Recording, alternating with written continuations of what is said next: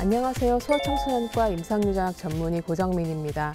오늘 제가 준비한 이야기는 유병 인구가 2만 명 이하로 진단도 어렵고 치료제와 치료법도 찾기 쉽지 않은 질환입니다. 바로 희귀질환에 대한 이야기입니다. 지난 2024년 국내 관리 대상 희귀질환으로 지정된 질병은 선천성 이상각화증을 포함해 총 1,314개. 지난 2019년 1,014개였던 것과 비교하면 300개나 더 늘어난 상황. 해마다 희귀질환 수가 늘어나는 이유는 건강검진의 활성화와 진단기술의 발전 때문인데, 매년 신규 희귀질환이 늘어나고 진료비 산정 특례를 받는다고 해도 1인당 평균 치료비는 600만 원 정도이며, 그중 헌터 증후군과 고세병의 경우 해마다 1,200만 원에서 2,600만 원 정도의 치료비가 필요하다고 한다.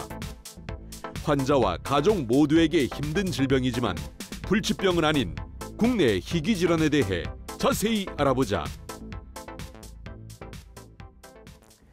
먼저 희귀질환에 대한 정의를 내려보겠습니다. 희귀질환이라고 하는 것은 간단하게 드문 질환이라고 얘기할 수 있습니다. 영어로는 rare disease라고 번역이 되고요. 드물다는 것은 빈도의 문제입니다. 그래서 각 나라 인구 규모에 따른 유병 인구를 적용하는 것이 원칙이고, 우리나라에 있어서는 유병 인구가 각 질환당 2만 명 이하이면서 진단이 어려워서 유병 인구를 알 수 없는 질환까지 포함하고 있습니다. 미국의 경우에 있어서는 보다 규모가 크기 때문에 약 20만 명 이하의 유병 인구를 가진 질환으로 정의를 하고 있습니다. 전 세계적으로는 각 질환이 굉장히 드물지만 종류가 아주 많아서 약 7천여 종의 질환들이 보고가 되어 있고, 하지만 전 인구의 약 6에서 8% 정도, 평균 7% 정도가 이 질환을 보유하고 있음으로써 각 질환은 굉장히 드물지만 총 합했을 때는 전체 세계 인구의 약 5억 명 정도, 또 우리나라 인구에 있어서는 약 400만 명 정도가 각각의 희귀질환을 앓고 있는 것으로 생각이 됩니다. 따라서 희귀질환은 굉장히 종류가 많고 임상 양상이 아주 다양하고 중증도도 다양하지만 개별 질환의 유병률은 매우 낮기 때문에 그것에 대한 어떤 지식이 아직 명확하거나 충분하지 않아서 진단 자체의 어려움이 굉장히 큽니다. 그렇다면 희귀질환은 불치병일까요? 희귀질환은 반드시 불치병은 아닙니다. 희귀질환은 두 가지로 구분될 수 있는데, 완치 혹은 치료가 가능한 질환과 관리가 가능한 질환으로 나뉘고, 치료제가 개발된 10% 정도의 질환은 완치가 가능한 질환으로 분류할 수 있고, 대표적으로는 특정 대사질환을 들 수 있습니다. 대사질환이라고 하는 것은 탄수화물, 지방, 단백질을 섭취해서 에너지로 쓰고 성장의 동력으로 쓰는 질환인데, 그것이 이제 문제가 됐을 때 있어서는 약물 치료라든지 식이요법을 지속적으로 유지하면 합병증 없이 건강한 삶을 유지할 수 있습니다. 그렇지만 관리가 가능한 질환들은 나머지 90%에 해당하는 대부분의 질환이 되겠고, 아직까지 치료제가 개발되어 있지 않거나 아주 명확한 치료관리법이 확립되어 있지 않기 때문에 희귀질환이자 난치병 질환으로 얘기할 수 있습니다. 이러한 질환들은 증상과 합병증의 대증 치료를 주로 하게 되고, 치료와 관리로 증상을 조절하면서 살아가게 됩니다. 최근 희귀질환 치료제가 개발이 활발히 진행되고 있습니다. 2020년 이후에 미국 식약청 FDA가 승인한 신약의 50% 정도까지가 희귀질환을 목표로 하고 있는 치료제로 알려져 있습니다. 그만큼 지속적으로 연구와 노력이 필요하면서 최근에 치료제 개발이 활발한 분야라고 할 수 있습니다. 따라서 희귀질환은 난치병이기는 하지만 불치병은 아니라고 할 수 있고, 난치병에서 치료가 가능한 질환으로 나아가는 명확한 치료법을 찾아가고 있는 질환군이라고 할 수 있겠습니다. 희귀질환은 그럼 어떤 연령에서 발병할까요? 소아에서만 발병할까요? 그렇지는 않습니다. 희귀질환의 80% 정도가 유전성 질환이고, 소아기에 대부분의 증상이 시작되는 것은 맞습니다. 따라서 어느 신체 부위나 어느 임상과, 특히 신경, 심장, 간, 코, 콩팥, 여러 기관을 다루는 여러 임상과에서 희귀질환은 모두 존재를 합니다. 그래서 증상은 뇌, 심장, 콩팥, 간, 골수, 골격 등 굉장히 다양하게 발현될 수 있습니다. 하지만 80%를 제외한 약 20에서 30%의 질환은 소화기에는 증상이 없고 성인기에 비로소 증상이 시작될 수 있으며 일부의 질환에 있어서는 희귀질환이기는 하지만 유전적인 원인이 아닌 이유로 발생할 수도 있습니다. 따라서 즉 희귀질환은 나이와 상관없이 누구에게나 발생 가능한 질환군으로 생각하셔야 되겠습니다. 그렇다면 제가 전공하고 있는 소아청소년기에 발병하는 희귀질환은 어떤 것들이 있을까요? 숫자가 매우 많고 다양하다고 말씀드렸었습니다. 이 중에서도 주로 선천성 질환이 많아서 선천성 대사질환, 선천성 근육병, 선천성 면역 결핍, 염색체 이상 질환, 유전성 증후군 질환들이 대표적으로 포함되고 있습니다. 특히 소아의 경우에 있어서는 80%가 유전 질환인 만큼 유전자의 이상이나 염색체의 이상으로 질환이 발생하고 있습니다. 여기에서 염색체 이상 질환과 유전자 이상 질환을 좀 구분해서 생각하시는 것이 좋은데요. 유전자라고 하는 것은 유전 정보를 담고 있는 우리 몸의 기본 단위입니다. 예를 들자면 도서관에 있어서 책이 22,000권이 있을 때 이 각각의 책을 유전자라고 할 수 있습니다. 염색체는 이 유전자들을 담고 있는 저장소로서 도서관으로 비유하자면 서가에 해당되고 우리 몸에는 46개의 서가가 있습니다. 즉 46개의 서가에 22,000개의 책이 나누어서 꽂혀 있는 것이고 적은 서가는 약 200에서 300개, 많은 서가는 약 1,000개 이상의 책이 꽂혀 있다고 생각하시면 쉽겠습니다. 따라서 염색체 이상이라고 하는 것은 주로 유전물질의 양의 문제를 얘기하는 것이고 염색체의 수라든지 구조의 변화를 통칭하고 있습니다. 반대로 유전자의 이상은 염색체의 수, 구조와 관계없이 유전물질의 양은 차이가 없으면서 특정 유전자 안에서 발생한 돌연변이로 특정 유전자의 기능만 떨어지는 질환이 되겠습니다. 따라서 염색체 이상과 유전자 이상의 진단검사법은 확연히 다르고 다르게 접근해야만 합니다. 유전성 희귀질환은 모두 가족성 질환일까요? 유전성 질환과 가족성 질환 모두 유전학과 관련이 되어 있기는 합니다. 그렇지만 발생 원리와 의미는 매우 다른데 구분해서 생각할 필요가 있습니다. 유전성 질환은 제네틱 디스오더라고 하고 유전자의 변이 혹은 염색체 이상의 결과로 발생하는 질환을 통칭합니다.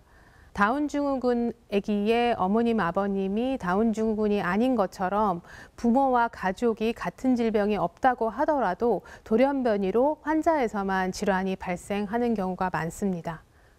물론 가족력이 있는 경우도 일부 있을 수 있습니다. 이렇게 유전성 질환은 특히 가족력이 없는 경우에 있어서는 확률의 질환이라고 얘기할 수 있습니다. 이에 반해서 가족성 질환이라고 하는 것은 유전 질환이 아닐 수도 있고 유전적인 고유가 일부 될 수도 있지만 이 외에도 공유하는 환경과 생활 습관이 모두 같기 때문에 어떤 특정 질환이 가족 안에서 여러 세대에 걸쳐서 여러 사람에서 많이 발생하는 경우를 말씀드립니다. 이런 경우에 대표적인 것이 고혈압이 많은 집에서 고혈압 환자가 많고 당뇨가 많은 집에서 당뇨 환자가 많고 천식이 많은 집에서 천식 환자가 많은 그러한 상황이고 고혈압과 당뇨, 천식은 하나의 유전자 이상으로는 발생하지 않지만 유전자의 총합 혹은 거기에 환경과 생활 습관까지 추가되어서 발생하는 다인성 질환이라고 보겠습니다. 따라서 부모에서 유전 질환이 없다고 하더라도 자식에서 질환이 돌연변이로 나타날 수 있고 대부분은 예측이 불가능합니다. 따라서 과도한 죄책감을 부모님께서 가질 필요는 없습니다. 여러 환자분과 보호자분께서 그럼 희귀 질환을 의심할 수 있는 증상을 궁금해 하시고 계십니다. 하지만 정답은 없습니다. 공통적인 증상을 특정할 수 없기 때문인데, 왜냐하면 희귀질환은 그 범위가 매우 넓고 다양하고 여러 기관의 모든 곳에서 다 발생할 수 있기 때문입니다. 또한 특정 질환 안에서도 증상의 경하고 중함이 매우 다른 어떤 질환의 스펙트럼 양상을 보이게 됩니다. 따라서 우리가 희귀질환을 의심하는 경우는 시간이 많이 지나서 도달하게 되는데, 일반적인 치료에도 보통의 경과를 따르지 않거나 점점 악화되는 경우에 질환 이외의 기저, 희귀질환의 동반을 의심할 수 있습니다.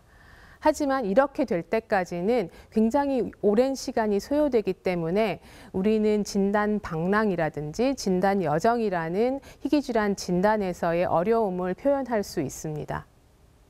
희귀질환은 모두 그럼 진료비 부담이 크게 되는 건가요? 진단이 되었고 치료제도 있지만 초고가 약제이기 때문에 치료제를 사용할 수 없는 질환들이 존재합니다. 예를 들자면 리소좀 축적 질환군에 해당할 수 있는데, 고셔병과 뮤코다당체 축적증, 파브리병 같은 대표적인 대사질환이 이에 해당할 수 있습니다. 리소좀이라고 하는 것은 세포 내 소기관입니다. 그 안에는 50종 이상의 효소가 들어있고 각 효소들은 각각의 기질을 분해하는 역할을 하고 있는 세포 내 청소부입니다. 이 각각의 효소에서 돌연변이로 인해서 효소가 결핍이 되면 그 효소가 담당하는 기질이 분해가 되지 않고 쌓이게 되고, 그것이 점차적으로 세포 기능을 방해하고, 그래서 기관의 기능을 저해시켜서 증상을 발생시키고 진행성의 경과를 밟게 되는 질환군이 리소좀 축적 질환군이 되겠습니다. 지금부터는 리소좀 축적 질환에 해당하는 특정 희귀 질환인 고셔병과 뮤코다당체 축적증에 대해서 알아보겠습니다. 고셔병은 복합인지질이라고 하는 아주 복잡한 물질이 세포 내 소기관인 리소좀에 점차 쌓이는 질환입니다.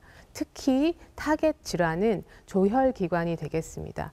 피를 만드는 기관이고 골수와 간, 비장이 이에 포함됩니다. 그래서 조혈기관에 쌓이게 되면 빈혈을 유발하고 간과 비장에 있어서는 그 크기가 점차 커지게 됩니다. 간은 보통 진단 시에 정상 크기의 2배 정도의 크기를 보이게 되고, 비장은 주로 진단 시에 10배 이상의 크기를 보이게 되는 특징이 있습니다. 간과 비장이 커지게 되면 간, 비장 자체가 또 백혈구, 적혈구, 혈소판을 깨는 기관이기 때문에 그 자체가 또 혈소판과 빈혈을 조장하는 그런 악순환을 초래하게 됩니다. 또한 이 고셔병 관련해서 심한 아형이 있는데, 이 심한 아형은 조혈기관뿐만이 아니고 신경계에도 영향을 미칩니다.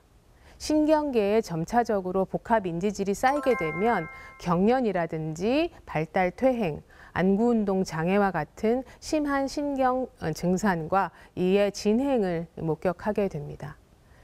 뮤코다당체 축적증을 두 번째로 말씀드려 보겠습니다. 뮤코다당체라고 하는 복합당이 리소좀에 점차 쌓이게 돼서 증상을 유발하는 질환군이 되겠습니다. 고셔병은 유전자가 1개라고 한다면 뮤코다당체를 처리하는 효소는 10개 이상입니다. 그래서 10개 이상의 세부 아형이 존재하고 각 아형마다 유전자가 다르게 관련이 되어 있습니다.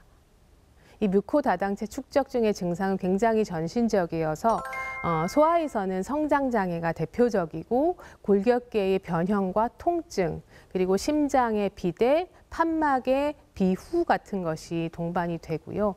호흡기계 증상 등 다양한 증상을 동반하고 있습니다. 또한 일부 아형에 있어서는 고셔병과 마찬가지로 신경계에도 침범을 하고 있어서 점진적인 발달 지연과 정신 지체, 퇴행을 유발하는 진행성 질환이라고 생각하시면 됩니다. 그렇다면 리소좀 축적 질환의 진단법은 어떻게 되는지 좀 소개시켜 드리겠습니다. 축적되는 물질과 결핍된 효소에 따라 각기 다른 진단법을 적용을 해야 됩니다. 처음으로는 임상 증상을 바탕으로 특정 리소좀 축적 질환이 의심이 되는 경우에 있어서 그 질환에 있어서의 혈액학적 이상을 초래하는 결과를 혈액으로 검사할 수 있고, 각각의 효소를 담당하는 유전자 검사 혹은 효소의 수치를 재는 효소 활성능 검사 등으로 진단을 해볼 수 있습니다. 또한 뮤코다당체 축적증 같은 경우에 있어서는 골격계 질환이 대표적으로 포함이 되기 때문에 영상 검사 또한 굉장히 중요한 단서를 제공해주고 있습니다. 이렇게 다양한 검사를 종합해서 확진이 되게 되면 이후에 각각의 질환에 맞는 치료 혹은 치료제가 개발되어 있지 않다면 관리의 영역으로 넘어가게 됩니다. 그렇지만 증상이 생겨서 진단이 되는 경우는 사실 좀 늦다고 볼 수 있습니다. 왜냐하면 이미 손상은 생겨 있는 상황이고 비가역적이기 때문입니다. 특히 비가역적인 기관은 신경계를 포함한 기관이라고 하겠습니다.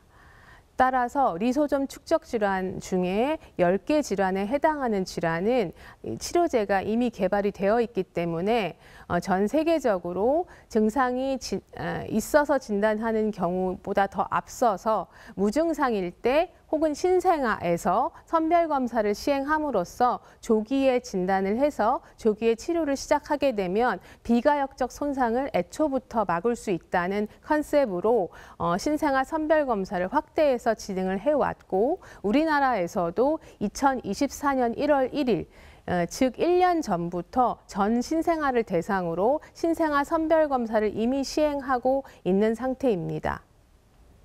그렇다면 리소좀 축적 질환의 치료법은 어떤 것들이 있을까요? 대부분은 아주 근본적인 치료법은 존재하지는 않습니다. 한 번의 치료로 완치가 되는 치료법은 없다고 생각하시면 됩니다만, 증상을 완화시키고 질환의 진행을 억제시키는 여러 약제와 도움을 줄 수 있는 치료법들이 계속 개발되고 있고, 개발된 것들도 꽤 있습니다. 대표적인 것들이 효소 대체요법의 효소 제제라든지 약물 치료제, 골수이식 방법 등을 소개시켜 드릴 수 있습니다.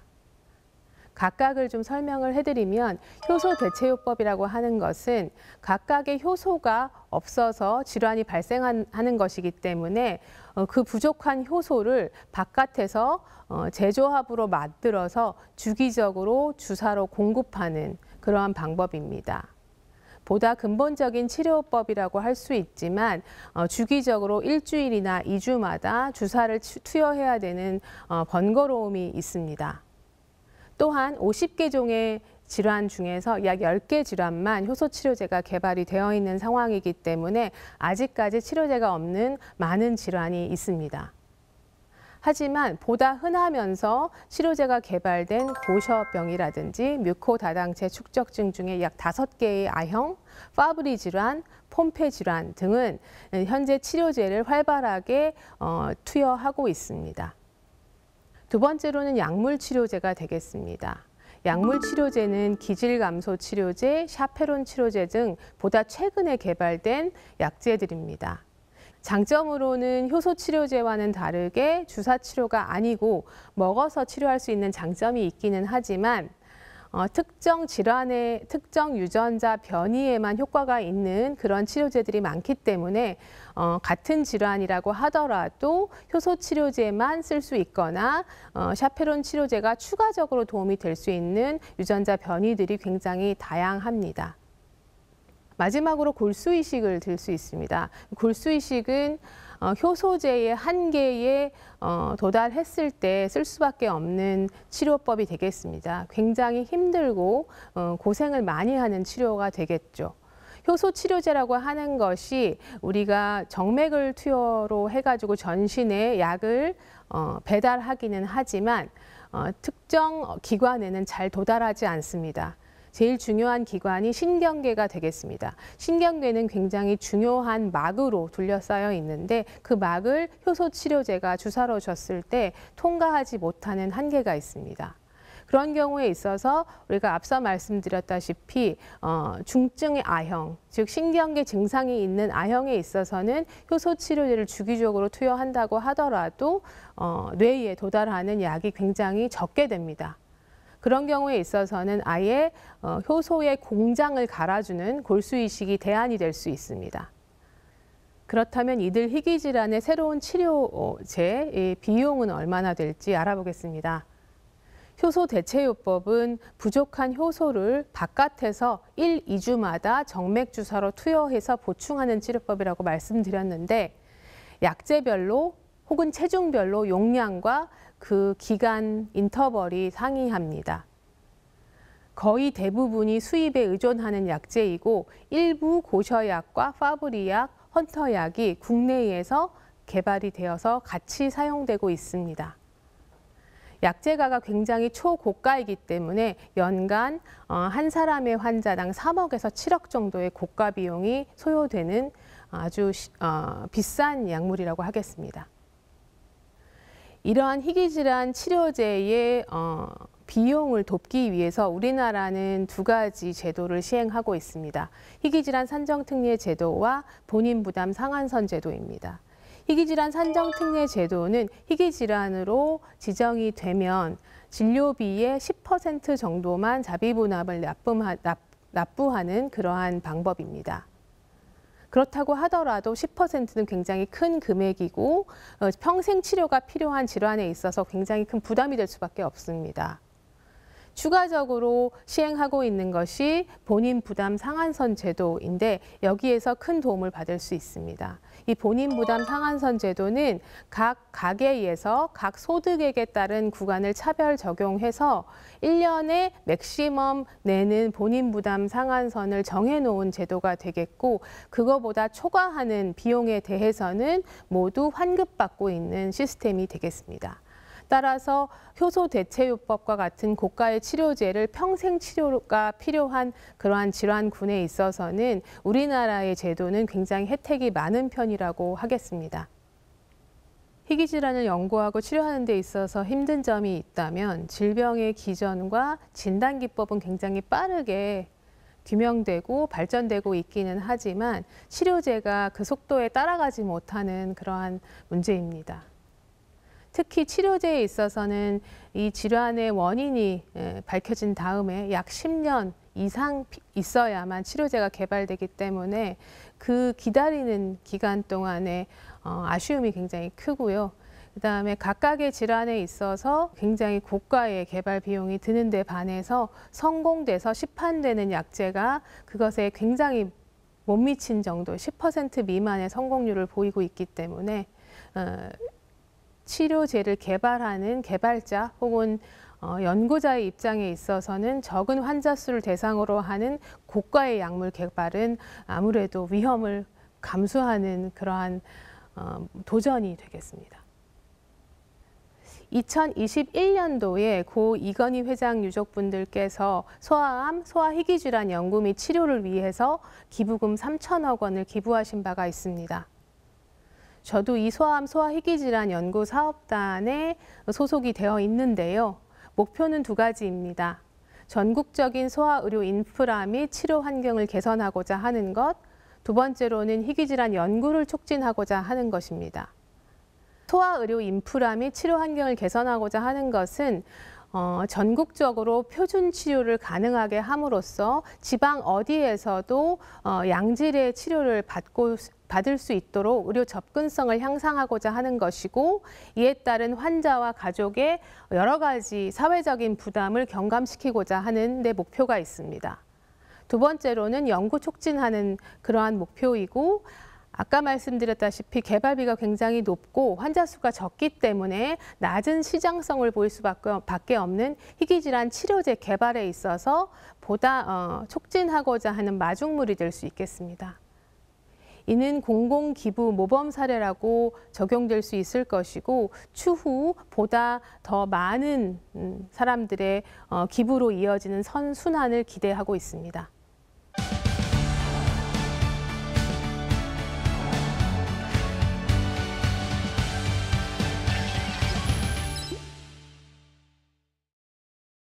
시청자들께서 희귀질환과 관련해서 다양한 질문을 보내주셨는데요. 함께 확인해 보도록 하겠습니다. 희귀질환 치료제 중 식약청 허가를 받았는데도 바로 사용할 수 없는 이유는 무엇인가요? 치료제가 개발이 되었다고 하더라도 바로 사용하기는 어려운 우리나라의 실정입니다. 우리나라는 2단계의 추가적인 행정 절차가 있는데요. 식약처의 희귀의약품 지정 및 승인을 받아야 하고 그 이후에 보험에 등재되어서 보험 급여를 받아야 사용할 수 있게 됩니다. 각 단계에서 짧게는 6개월에서 1년, 길게는 1년 이상의 시간이 소요되기 때문에 외국에서 치료제가 개발되었다 하더라도 우리나라에서 사용되는 데는 약 2년여의 추가적인 시간이 필요합니다. 이러한 절차는 공공보험이라는 우리나라의 성격과 맞닿아 있다고 보고 공공보험에서 비용을 많이 부담하는 우리나라의 의료급여 절차에서는 필수적일 수밖에 없는 절차입니다. 희귀병과 자가면역 질환 관련이 있을까요? 자가면역 질환 중에 희귀질환이 있습니다만 자가면역 질환은 근본적으로 하나의 염색체나 유전자 이상으로 발생하지 않기 때문에 유전자 혹은 염색체 이상과 관련되지 않은 희귀질환군에 속한다고 할 수 있습니다. 다양한 유전자, 거기에 환경적인 요인, 거기에 추가적인 잘 모르는 요인까지 더불어서 엮여서 발생하는 복합적이고 다인적인 질환군이기 때문에 자가면역 질환이 유전 질환이라고 말씀드리기는 어렵습니다.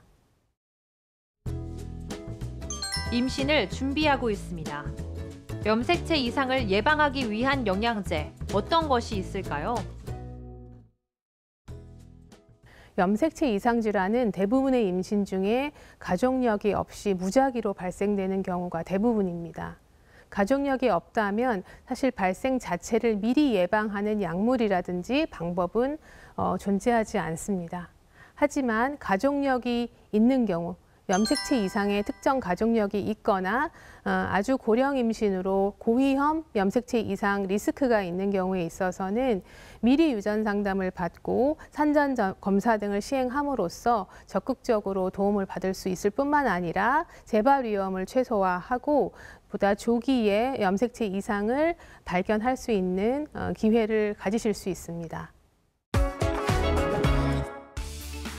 진단 방랑과 진단 여정은 희귀질환을 얘기할 때 자주 언급되는 단어입니다. 질환이 너무 희귀하기 때문에 각각의 질환에 대한 지식이 굉장히 제한되어 있고 이것은 전문가인 의사 집단에서도 마찬가지입니다. 그래서 진단까지 굉장히 긴 기간이 걸리는 어려운 상황을 진단 방랑과 진단 여정이라고 일컫고 있습니다. 이러한 환자와 가족의 마음을 알고 있기 때문에 저희는 열심히 공부하고 연구를 지속하고 있습니다. 환자와 가족분들께서도 희망을 잃지 마시고 계속 열심히 저희와 함께 걸어가 주시기를 바랍니다. 오늘 저희 이야기가 여러분이 건강하고 행복한 삶을 살아가는 데 도움이 되기를 바랍니다. 감사합니다.